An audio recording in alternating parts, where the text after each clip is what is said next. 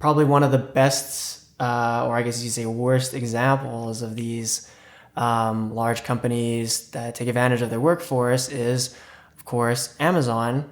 And there was actually some really good journalism that we saw. Actually, when was this? A couple months ago, or maybe a little bit longer. But yeah, earlier this year, Ashlynn Chand wrote this article titled "How Amazon Beat the Union in Alberta," and basically she went undercover with Jacobin and Ricochet to work at the Amazon warehouse for a few months during this union drive, and basically witnessed all of the ways that Amazon was able to crush that unionization effort. Spoiler alert. Yeah, no, this is a really good piece of journalism done by Ashlyn, and I think really exposed not only some very interesting, I guess, working conditions at Amazon, uncovering Interesting. how, well, interesting in the sense that I guess, interesting is not the word I wanted to use. I guess I wanted to use it's not like exemplary, but like the working conditions at Amazon, I think serve a really good example of what's going on at other workplaces or the larger working context of Alberta, in the sense that it's a very large corporation that is operating in a very high demand industry that is employing a very diverse workforce, but is clearly doing a lot of things that are keeping them oppressed and keeping them in very difficult working conditions, but knows that it will always have this kind of conveyor belt of workers coming in. So it's very emblematic. I think that's the proper term. This reporting that was done by Ashlyn, very emblematic of, I think, a lot of other situations.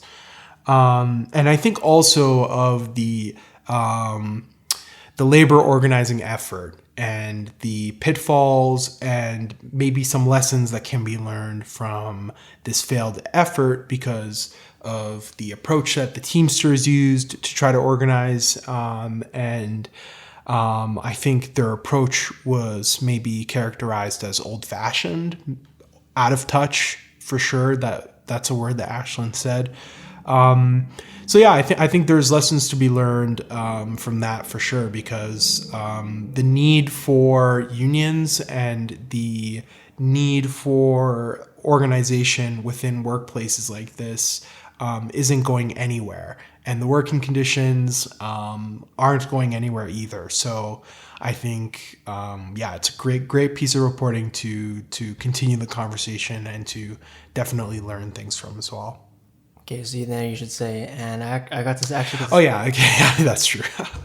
And so as a part of the episode, I had the pleasure of actually interviewing Ashlyn and having a conversation more specifically about the reporting, so that we were able to share some of these stories and get the firsthand insight from her. As you know, she was also a worker in the warehouse. She not only reported, but did the job herself. So the interview touches a little bit about her background, some of her experiences, what she saw, and kind of culminates this really great piece of reporting that we will definitely link in the show description if you want to read it.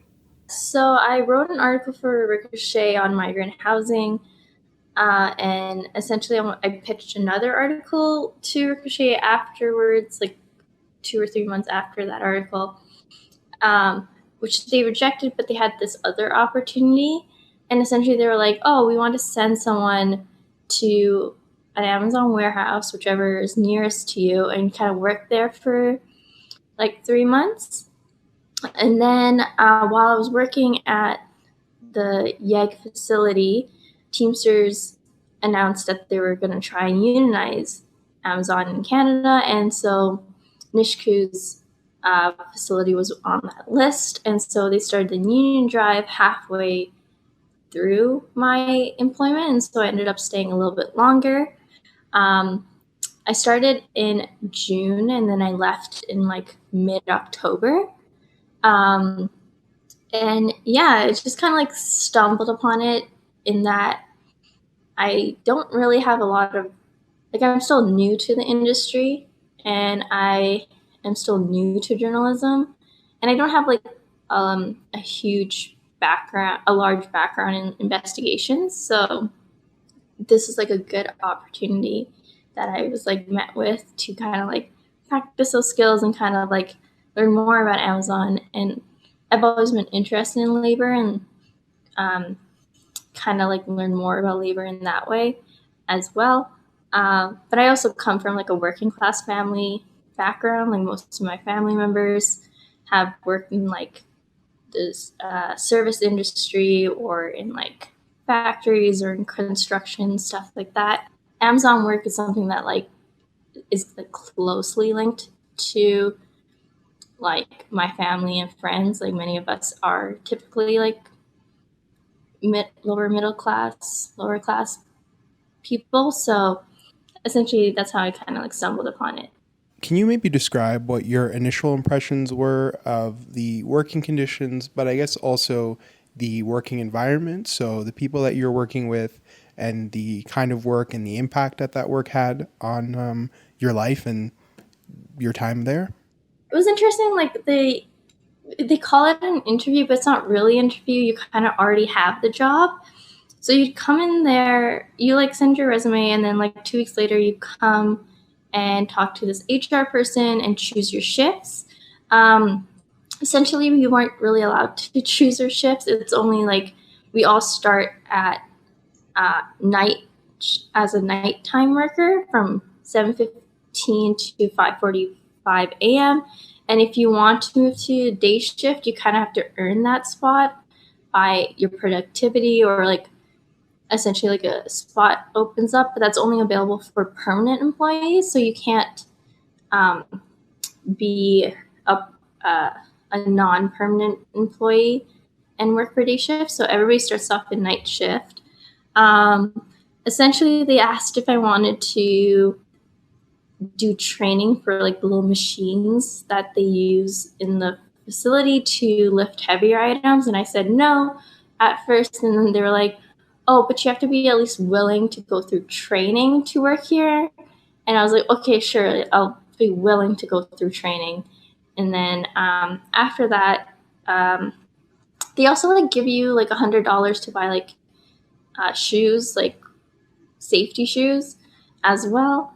And then 2 weeks after that, you start working there. So you go through the first days just watching training videos about like safety, how to lift items, stuff like that.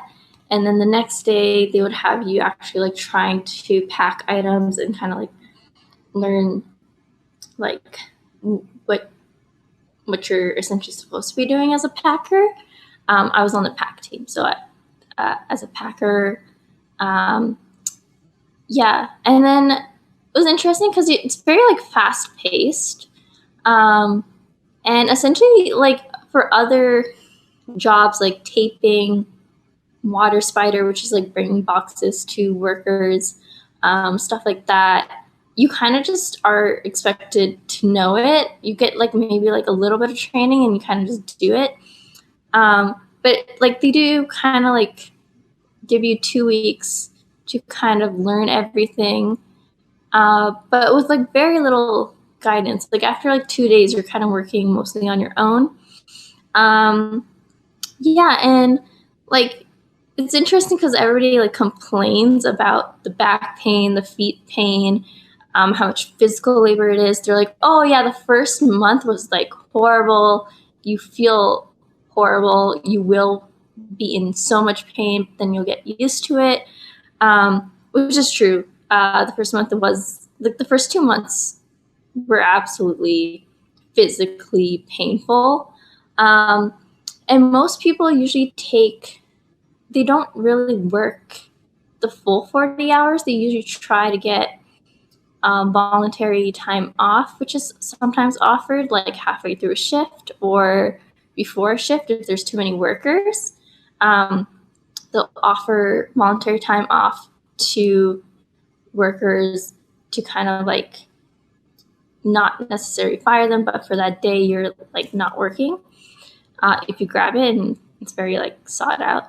And it goes by quickly. So like the minute you see BTO should pop up on the little app that you use as a worker,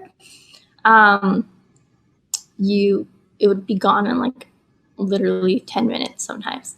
But yeah, a lot of workers usually only work they try to work 40 hours. Physically, the pain, like the back pain, feet pain, such, most workers typically work 30 hours, ideally. It's interesting because at the beginning, there wasn't really enough work for everyone because they overhired, I guess, or they tend to hire more workers than there is work. And then as the weeks go by, you see more workers quit. And it's like very common, like people talk about it all the time. It's like a running joke between workers too. Like certain areas, like ship dock is just known to be so horrible that people quit in 2 days. Like that's kind of how it is. And then by like the third or fourth month, I was kind of like used to the work, and you kind of get used to people, and you kind of like know what you're expected to do and like what management kind of expects from you. I wasn't really put on pack as often because I wasn't as fast of a packer, but I was a really quick water spider. I was really good at like helping people with their like looking for priority items, so they tend to like put me as a water spider. They put me in like PSYOP testing or in like vendors, stuff like that. But you kind of like figure out what you're supposed to do by like the third or fourth month. And yeah, it's interesting because most workers would say like they don't hate the job. Like they'll say, "Oh, I like the job. It's just the back pain," or like management's just like sometimes really mean or something like that. And they kind of they kind of try to comfort themselves in a way. And I mean, some workers are more displeased with how Amazon is run. Typically, workers that are like fast at packing or fast at like their jobs or like are really good at their jobs, they tend to be overworked more, and they often feel underappreciated. There's a lot of like racial tensions. Actually, that was an interesting one between different races. Typically, Indian workers and Filipino workers. There's a lot of tension between them. Gender-wise, there's also a bit of this like management is a boys' club, and then workers or like packers tend to be mostly women, and so that's like a lot of like I guess subtle gendered kind of tensions, or I guess subtle sexist remarks, I guess sometimes. When you mentioned these things like the subtle racial tension or the, I guess, pain that workers have to go through, and you also mentioned at the end there the boys' club and how sexist it can be for workers. How does all of this connect to the wages that workers are making, and I guess the larger labor context that might,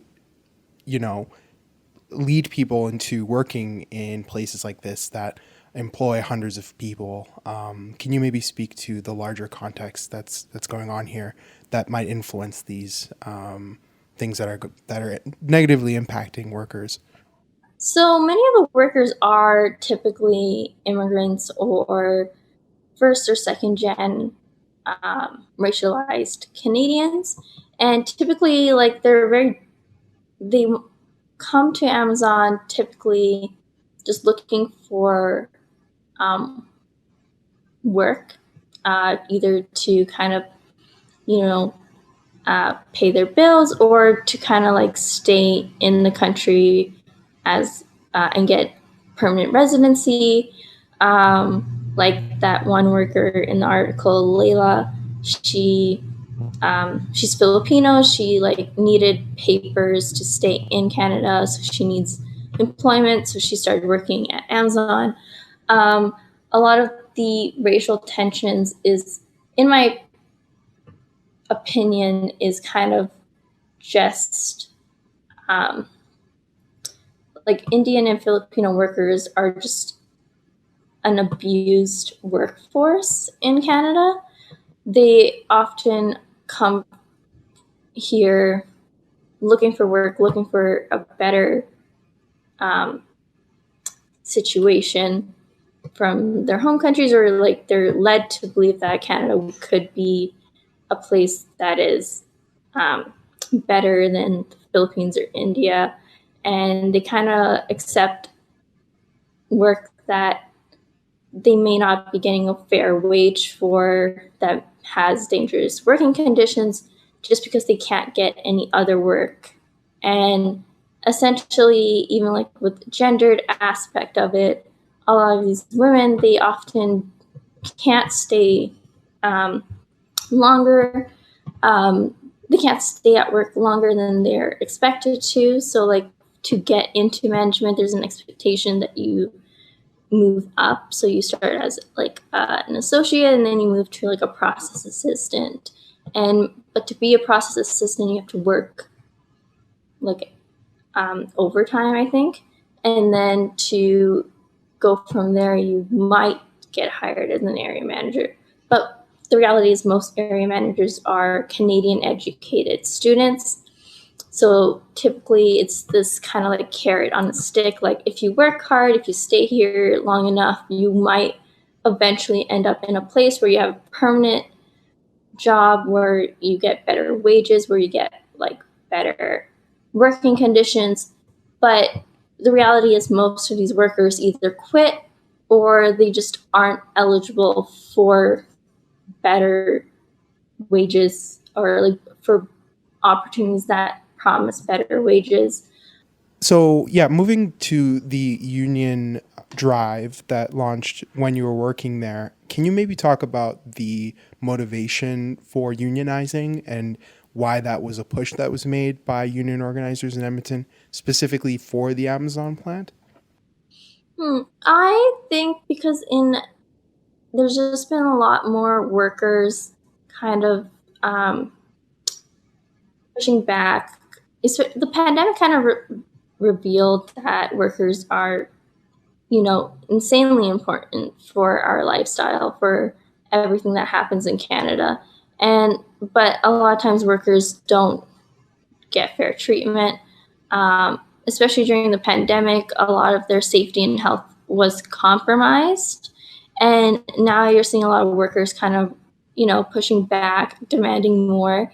And I think just based off of America's Amazon like union efforts, this kind of like led to labor organizations in Canada to think about their organizations here, and seeing if they could need a union. I know that nobody really asked for the Teamsters to come to the Amazon warehouses. It was more Teamsters kind of like coming in and being like, we are giving them the option of unionization. I know a lot of workers are very hesitant about the union as well from the start. And essentially, like, I just think like a lot more workers are kind of like are now pushing back and seeing that they are trying to get better wages, trying to get better working conditions. And, and I think Teamsters kind of like saw that as an opportunity for them to try and unionize Amazon, because there's just so much talk about unionization. But I think for like workers on the ground, they don't really like Amazon workers on the ground, they may not really understand much about Canadian labor laws or much about unionization or much about unions in general. So I think that was kind of like a disadvantage for the union drive as well. They didn't reach the quota for signed union cards. I think they got less than 40%. I think one, Teamsters wasn't very like consistent, and I think being consistent is important. They weren't there every week, they weren't there every day. I think for a lot of workers, they just saw management more, and that gave Amazon the upper hand because they can, like, have management talk to workers like every day. Employee relations came around like almost like every week or so and talked to workers. I know when the union drive started, there was a little bit more of like this team bonding efforts between, like management kept pushing more team bonding exercises or whatever, stuff like that. And like also there was just like a bunch of, essentially like Amazon would try to like feed into this culture of doubt and try to get workers to doubt that Amazon isn't that bad, or that you're just overreacting, or that there's kind of like no reason to have a union, or that a union is just more trouble, and that's just better to kind of accept the working conditions as it is than it is to fight for better. A lot of workers also ended up, there's a high turnover, like almost every 3 or 4 months you get like a new batch of workers, or like a lot of, by every 3 or 4 months you'll see like workers kind of like decline, and then new workers come in. So many people quit so often, that it's just like for them, they just didn't feel like it was worth the trouble of like even fighting for better working conditions, because they weren't there long term. Many workers didn't really see themselves there long term either. I also think a lot of workers just didn't trust Teamsters. They didn't really seem to find Teamsters to be a trustworthy union, which could be because of Amazon's union busting, or because of like dominant conversations around unions. Typically, it is a risk for workers to unionize, but I think many of them just never really saw. They didn't really see that it was worth the time or effort to kind of unionize, essentially. And there's no really like pushback either against that thought, in my opinion. Nobody was really like, oh no, this is why a union is good, this is what a union can do. But also, like, a lot of it is biased. You hear a lot of biased information. Obviously, we're all biased, but yeah. And then I also think, since their precarious nature, a lot of workers are just very fearful of losing their jobs and then losing this opportunity to stay in Canada. And, or, most people are just trying to like feed their kids, or just like at the end of the day, they just want to go home and they're tired. And a lot of them also work like another job. So they're kind of like, they don't really have the time to really look into what a union can do, or look into information about unionization, really. So they kind of rely on other people to give them that information. There was also a language barrier. Many of them don't speak English as a first language, so they may not understand like certain things that they're being told by Teamsters or by other management or anything like that. And so they just kind of like, oh, well, I can't really understand what they're talking about, so I'm just not going to bother looking into it.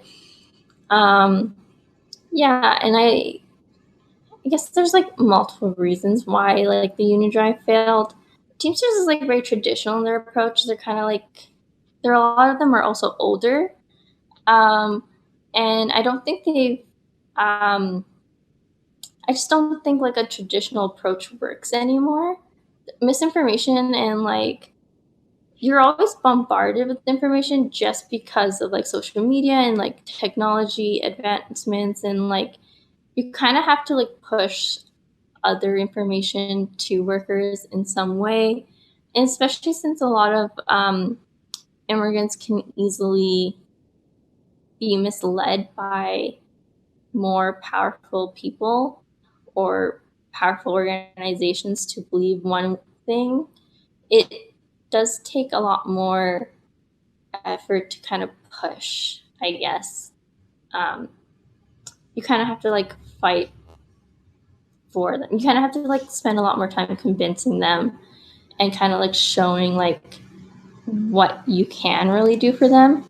With this pretty steep historical reality of Canada relying on immigrant labor in industries that are typically undesirable, physically demanding, low wage industries, but still industries that require a certain level of skill and certainly I guess a certain level of like toughness, a certain level of perseverance to even do this kind of work. What do you see changing or staying the same, or what do you see in the future of this reliance on this kind of labor?